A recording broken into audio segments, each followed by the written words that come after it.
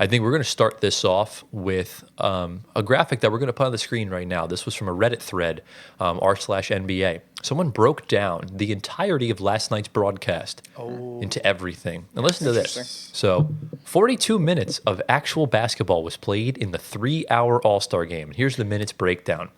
So the intro with ads took 30 minutes. The pregame talk took 10 minutes. So game 1, Kenny versus Chuck, was 12 minutes long. So 1 NBA quarter. Then the Mr. Beast Challenge took 5 minutes. Then Game 2, Shaq versus the Rising Stars, took 16 minutes. Then there was a 6-minute music performance. Then there was a 9-minute inside the NBA tribute. Then Game 3 was Chuck versus Shaq, which took 14 minutes. Post game took 6 minutes. And then they did more analysts from the desks and stuff like that, and that took 22 minutes. And there were 80 minutes total in commercial breaks. That's almost an hour and 20 They're minutes. banking in right now. You're telling me the commercials were double the time of the actual That's game? insane. That's wild. That's really bad. So I'll let whoever wants to have the floor take it and don't hold anything back. I didn't watch the All-Star game that much, so I don't know about the commercial breaks, but I was reading on Twitter saying people were saying another commercial. That's insane. I don't know why we need a 20-minute post game for the All-Star game. Draymond was just literally bashing the All-Star game the whole time. Draymond? Yeah, he was on the panel. What was he saying? He was just bashing it. He was bashing it? He said they asked him on a scale of 1 to 10, how do you feel about the said format? He said 0. He was bashing the Rising Stars, acting like they don't belong. Yes. When in reality, you can make the argument they don't, but don't go at it from that kind of angle. That's just rude. He won't be back on the panel next year. That's what we conclude from that. Well, they're not. Maybe he there's will. no more games on TNT after this season, so it really won't matter. Yeah, maybe the new format. That's one thing I like about Draymond, man. He doesn't hold back. No, he doesn't. He does. Doesn't hold back, and it doesn't matter who's there. He's not gonna censor himself or anyone. Right. And I respect it. But we will put another. My English is just not Englishing right now. I have been ill this weekend. But we will put another graphic on the screen. This was posted by SportsCenter. Because obviously they asked Draymond his thoughts on today's NBA. This equates to the All-Star game as well. And he said, I think it's very boring. And then a former player, a former legend, the OG Mr. Triple-Double, Oscar Robertson, had some choice words to say to Draymond Green. He said it might be boring to him because if he's not passing the ball to Curry, what is he doing? Not to single that out because I think he knows how to play basketball, but he's passed the ball to Curry more than anyone. Oh, That's wild. I give Oscar that. Oscar on smoke, bro. Oscar. Love that shit. That's what this game is missing. That. We need more of that. Also, I forgot who. Somebody said that on the panel, unless I was watching a TikTok. But, I think it was Perk. I think this was from like two weeks ago. He was saying that all the players, the young players coming up now in our basketball society and generation are all soft and spoiled. That's why they're not trying in the game. Like, the money is handed to them after their rookie extension. Right. They don't have to work for it. They're a top pick, even though, the whole just type of thing. Like, the money's, the rookie extension's always there for the top picks. They're always going to get their money. Right. Yada, yada. I kind of see his point. Yeah, they are spoiled. The players back then didn't get this type of money, like Oscar Robertson, for example. And yeah, I think that point only works for Draymond, because if that was someone else talking about it, he probably wouldn't have said the same thing. Because no one else is passing to Steph but Draymond right now. Yeah. Wait, so is Oscar saying that Steph ruined the game? No, No, I don't think so. I mean, Steph did ruin the game in certain ways. No, he Okay. didn't ruin the game. He changed the game. He changed the game. I don't think you can't pinpoint it at like a singular player, although you probably can point the finger at LeBron. I think it's just the generation where, if you're the first overall pick, like Victor Wembanyama is making $12 million a year on his rookie deal. So that's already generational wealth. You could retire tomorrow and you don't have to work another day in your life. So Yeah. by the time he gets his rookie extension, he's going to sign 5 years for like $250 million at the very least. And then when that contract's up, he's going to be a generational talent. So he's going to make all NBA. So you're going to sign a 5-year. By the time he gets to his supermax, we're going to be in the next decade. The TV rights are going to be even more through the roof.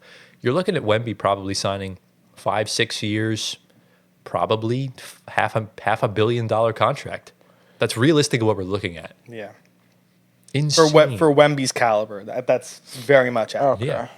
I mean, the fact that Tatum and Brown are already making north of 300 mil. Yeah, true. We obviously know what Luka could have gotten. We know exactly what Jokic and Giannis are going to get in a couple years. It's insane wealth. Of So course. these guys don't need to go out and play their butts off. These guys don't want to get injured because the All-Star break is so close to the playoffs. So Yeah, that's the big thing. I mean, we didn't see Giannis this year in All-Star game, did we? No, we did. No, but here's where I'll give Giannis credit, and this kind of segues into my next issue. Giannis got injured, and they held him. They announced this prior, so a replacement could be named. This is where I want to, have some rare criticism toward LeBron James, because I love LeBron. I think he's the greatest player ever. He's one of my favorite athletes. But what we saw yesterday was as selfish and self-centered and bullshit as can be. The fact that you probably knew for weeks you weren't playing in that game because you've been dealing with that lower leg foot injury for a while now. So you wait until you get there and have your press conference to announce that not only are you not playing in the game, you're not even going to get in uniform for the team picture.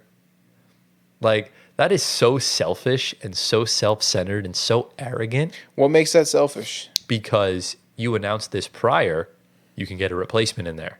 Yeah, if like his point is he knew this 2 weeks before. He could have announced it 2 days before All-Star break began, the day before, not 30 minutes before the game started.